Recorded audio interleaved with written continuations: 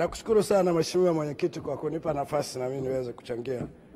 Mheshimiwa Mwenyekiti, nimpongeze sana rafiki yangu Profesa Kabudi kwa kuteuliwa kuiongoza wizara hii, na mimi siku niliona uteuzi wake niliamini kabisa kwamba anaenda kurekebisha mambo yote kwenye wizara hii. Na pia nimpongeze Mheshimiwa Rais kwa jitihada zake anazofanya katika kuinua michezo nchini kwetu. Na nimuombe Mheshimiwa Rais kwa kazi kubwa iliyofanywa na Simba.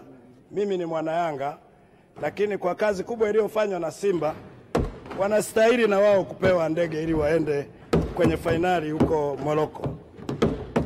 La pili, Mheshimiwa Mwenyekiti, nimewaona viongozi wa bodi ya ligi na nimemuona rais wa TFF. Nampongeza sana. Lakini nimemuona rais mstaafu Bwana Tenga. Mheshimiwa, nadhani Bwana Tenga ni mtu wa kuigwa sana kwenye tasnia ya michezo.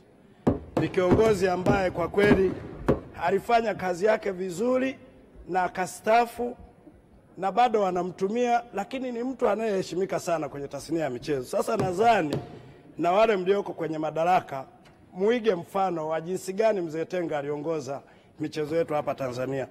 Vinginevyo mtamaliza vipindi vyenu halafu mtakuwa maoyoyo huko mtaani, hamueleweki na mheshimiki kwa kazi mlizozifanya. Mheshimiwa Mwenyekiti, namuuliza kaka yangu Kabudi, Mheshimiwa Waziri, na nilikuona kutokana na mgogoro uliopo kwenye timu zetu hizi kubwa mbili. Nilikuona ulitoka saa 4 usiku kwenye kikao.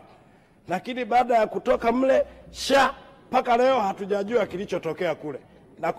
Natanguliza maneno haya ili uyajue. Nitashika shilingi leo. Mpira wa Simba na Yanga, timu ya Simba na Yanga kwenye nchi hii ndio burudani pekee iliyobaki kwa watu wote. Sasa mnatambua kabisa iko migogoro, lakini hata kwenye taarifa yako Mheshimiwa Kabudi sijaona mahala ambapo unataja. Ikiwa rais mwenyewe anafadhili mpaka anatoa hela zake mfukoni kwa hapa vijana hamasa, halafu mnaona huu mchezo tuendelee kusikia tu ngonjera za huyu na huyu. Mheshimiwa Mwenyekiti, namtangulizia kabisa shilingi mzee Kabudi, naondoka nayo. Kama utakuja na taarifa sahihi ulichokisikia kieleze, ili ndio bunge la wananchi.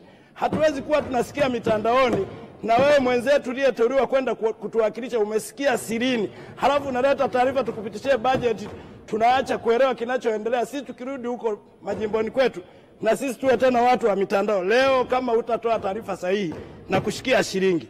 Mheshimiwa Mwenyekiti, niamini Simba hawana makosa, Yanga hawana makosa, lakini kinachoendelea nani anayetakiwa kutueleza taarifa sahihi?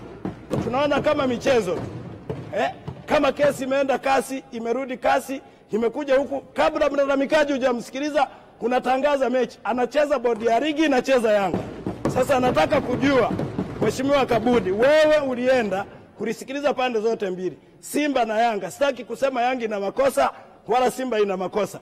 Wewe waziri uliyesikiliza, utupe majibu sisi wabunge ili tukawaeleza watu wetu michezo ni furaha.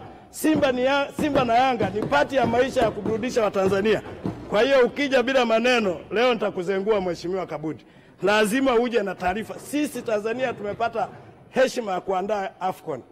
Halafu dunia yote itaangalia AFCON inaandaliwa Tanzania. Halafu tunakuwa na viongozi wahuni tu wanaamua wanavyotaka. Hatuwezi kwenda kwa design hiyo. Hapana. Sisi wote tunaweza kuwa marais wa TFF, wote tunaweza kuwa viongozi wa bodi ya ligi. Hata mimi naweza kuteuliwa. Halafu lazima niwe wazi, sio tu kama tumempa mtu kuongoza familia yake. Na kuomba sana Mheshimiwa Waziri, kuliko kulitia aibu taifa hili tulikoenda kwenye michezo yetu, ni lazima uje na taarifa bunge tufahamu. Usipokuja nalo leo nitaondoka na shilingi. Mimi ni daktari, wewe ni profesa. Kwa hiyo mzee ujiandae, na wewe mwenyewe umenipandisha kuniita profesa, unaniita profesa. Kwa hiyo leo nitakuzengua kiprofesa. Mheshimiwa, naomba nichangie, nishauri bodi ya ligi iwe isiongozwe na TFF. Iwe independence, wazungu wanasema, ijitegemee. Tunaona hivyo independent hivyo. Tunaona sasa inapokea maelekezo tu kutoka kwenye bodi, kwenye TFF. Kwa hiyo ninaomba sana Mheshimiwa Mwenyekiti, tuache na tuunde bodi ya ligi inayojitegemea. La mwisho, Mwenyekiti, kwenye mfuko wa wasanii, nimewaona rafiki zangu wasanii. Unajua tatizo huko serikalini huwa mnakurupuka, hamjui biashara. Tuna mipango mizuri ya pesa lakini biashara hamuifahamu. Na tukitoa mawazo, mimi nimeshiriki sana kuzitafuta zile pesa, wanajua wasanii. Tukitoa mawazo ikifika muda wa pesa, mnakurupuka na shule. Sasa hili ndio tatizo. Mheshimiwa, mfuko wa wasanii pesa alizotoa Mama Samia, leo tukiuliza kuna shilingi ngapi? Hao mlio wakopesha wamerudisha shilingi ngapi? Wako hapa. Kuchukua hela leo, wengine na kuoa, kununua magari, starehe zingine zimewaua na kuwaua. Badala ya kuwapa watu wanaoandaa filamu, wanaoandaa muziki, maproducer, nyie mnaenda kuwapa watu wanaoonekana kwenye TV kwa kuangalia shape. Hii haifai. Pesa yote imeisha, wako hapa tuwaulize. Halafu tunaanza kuwasingizia masharti yamekuwa magumu mpaka mlete hati, hakuna pesa inatoka kirahisi. Pesa lazima iwe na masharti ili tupate marejesho. Hatuwapi hela ya kwenda kula, badala ya kuwapa watu wanaoandaa filamu. Msanii anayeonekana kwenye TV wengi wao wanamalizana na maproducer, analipa keshi yake anaondoka. Badala ya kuwapa wale waandaaji wa muziki, kuwapa waandaaji wanaoandaa filamu, mnaenda kuwapa watu wanaoonekana kwenye TV.